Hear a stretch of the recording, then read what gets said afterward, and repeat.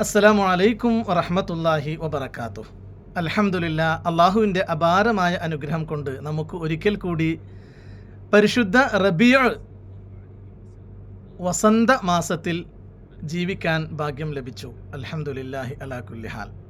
പ്രിയമുള്ളവരെ, അള്ളാഹുവിൻ്റെ പ്രവാചകൻ്റെ ജന്മം കൊണ്ട് അനുഗ്രഹീതമായ ഈ മാസം നമുക്ക് കുറേ മാസങ്ങളായി ഇതിനു വേണ്ടി കാത്തിരിക്കുകയാണ്.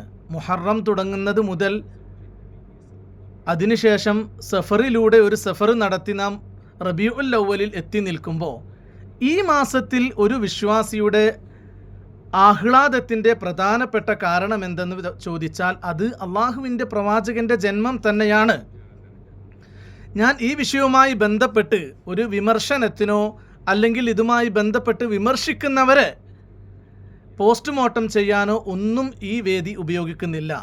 നേരെ മറിച്ച് അല്ലാഹു സുബ്ഹാനഹു വതആല പരിശുദ്ധ ഖുർആനിൽ വമാ അർസൽനാക ഇല്ലാ റഹ്മത്തൻ ലിൽ ആലമീൻ, അള്ളാഹുവിൻ്റെ പ്രവാചകരെ ലോകത്തിന് അനുഗ്രഹമായിട്ടല്ലാതെ ഞാൻ അയച്ചിട്ടില്ല എന്നു പറഞ്ഞ ആയത്ത്, ലോകത്തിന് അനുഗ്രഹം, മനുഷ്യർക്ക് മാത്രമല്ല, ഇപ്പോൾ ലോകത്തുള്ള സകല ചരാചരങ്ങൾക്കും അനുഗ്രഹമായി സൃഷ്ടിക്കപ്പെട്ട പ്രവാചകൻ സ്വല്ലല്ലാഹു അലൈഹി വസല്ലമ തങ്ങളുടെ ജന്മം കൊണ്ട് അനുഗ്രഹീതമായ ദിവസത്തിൽ സന്തോഷം പ്രകടിപ്പിക്കുക എന്നത് ഒരു സ്വാഭാവിക പ്രവണതയാണ്.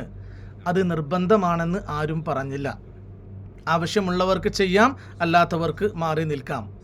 ചെയ്യുന്ന ആളുകളുടെ മനസ്സിൽ അള്ളാഹുവിൻ്റെ ഹബീബിനോടുള്ള ഇഷ്ടവും പ്രവാചകനോടുള്ള പ്രവാചകചര്യയോടുള്ള മഹബത്തുമാണ് എന്നത് മാത്രം മനസ്സിലാക്കിയാൽ ആരും അതിനെ വിമർശിക്കാൻ മുന്നോട്ട് വരികയുമില്ല. ഏതായിരുന്നാലും ഈ സമയത്ത് രണ്ട് കാര്യങ്ങൾ സൂചിപ്പിക്കാതെ വയ്യ.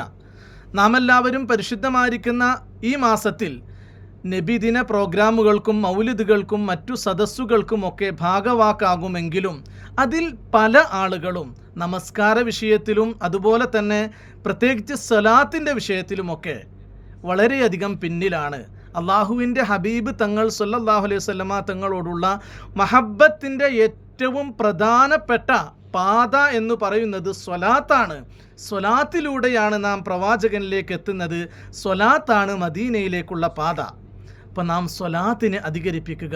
ഈ മാസത്തിൽ നമ്മുടെ മനസ്സിലൊരു ദൃഢപ്രതിജ്ഞ, എന്തു സംഭവിച്ചാലും ഒരു ദിവസം ഏറ്റവും കുറഞ്ഞത് 100 സ്വലാത്തെങ്കിലും ഞാൻ ചൊല്ലും.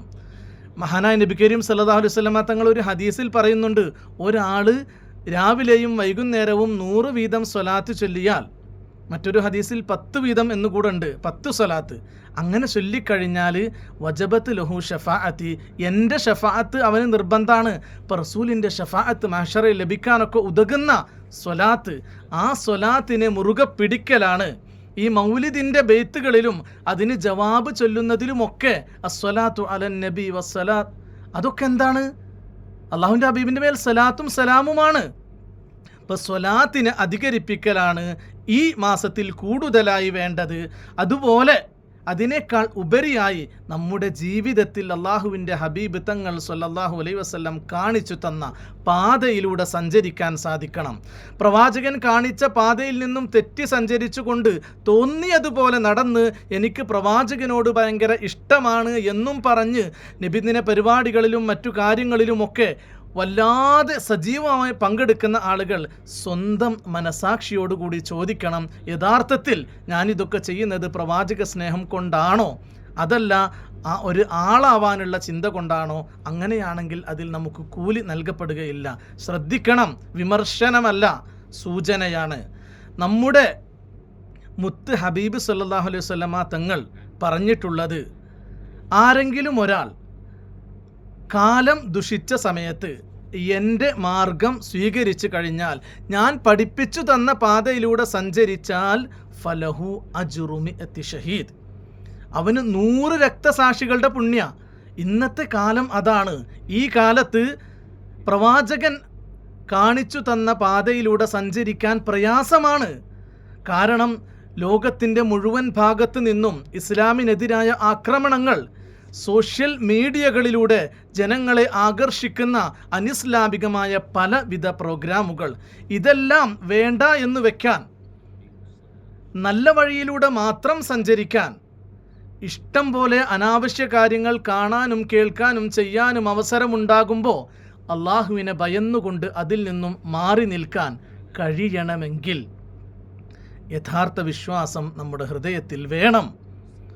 പ്രവാചകൻ സല്ലല്ലാഹു അലൈഹി വസല്ലമ തങ്ങളോടുള്ള യഥാർത്ഥ സ്നേഹം വേണം. അതുകൊണ്ട് തന്നെയാണ് 100 ഷഹീദിൻ്റെ കൂലിയുണ്ട് എന്ന് പ്രത്യേകം പറഞ്ഞത്. അപ്പോൾ ഈ പരിശുദ്ധമായിരിക്കുന്ന റബീഉൽ അവ്വലിൽ വളരെ സ്നേഹത്തോടെ സുഹൃത്തുക്കളോട് ഉണർത്താനുള്ളത്, ഈ റബീഉൽ അവ്വൽ നമ്മോട് പറയുന്നത് അള്ളാഹുവിൻ്റെ ഹബീബിൻ്റെ പാത പിന്തുടർന്ന് മുന്നോട്ട് പോകുക.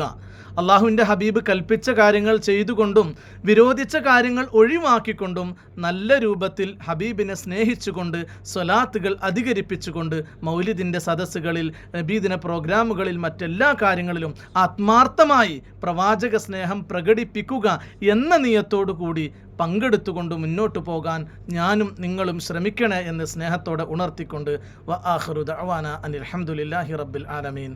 അസ്സലാമു അലൈക്കും വറഹ്മത്തുള്ളാഹി.